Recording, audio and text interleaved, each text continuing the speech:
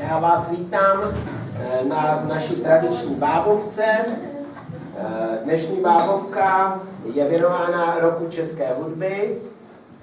Rok české hudby, jak jsem byl informován vždycky, je, když v podstatě se sejdou nějaký ty výročí, okolo končí 4, jako například Jiří Šliter, který má 90. výročí narození, Bedřich Smetana, 190.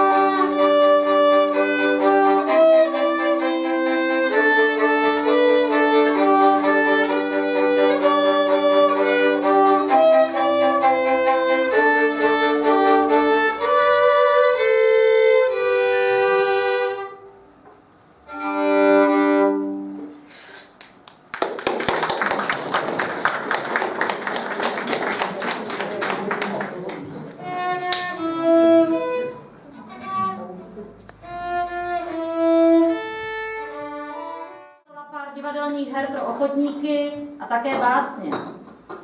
Neunikla ani životním ranám. V 18 se bezhlavě zamilovala do syna školníka, ale nápadník, cyklistický šampion, rozmarné a sebevědomé dívce brzy ujel.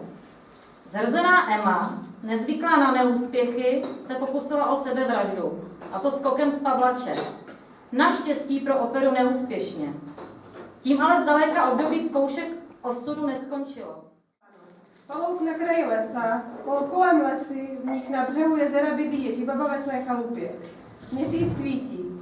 Na staré vrbě, když si sklání k jezeru, sedí rusalka, smutně jí soud zamýšlena. Kde je ve skutečnosti ono místo, kde se narodila rusalka? Kde ji Antonín Dvořák poprvé uslyšel ve své hlavě a ve svém srdci? V jedné vesnici, jmenuje se Mokrá Lhota, se dnes slaví posvícení. Všude voní čerstvé koláčky, všichni se radují, pivo teče proudem. Chlapci berou děvčata k tanci, jen z prostořekou káčou, nikdo tancovat nechce a přitom by se tak ráda v kole zatočila a možná i poznala nějakého ženicha. Káča se zlobí. To je k zlosti. Přijdu k muzice a žádnej pro mě nejde a já bych tak ráda tancovala, třeba i s čertem. Jen to...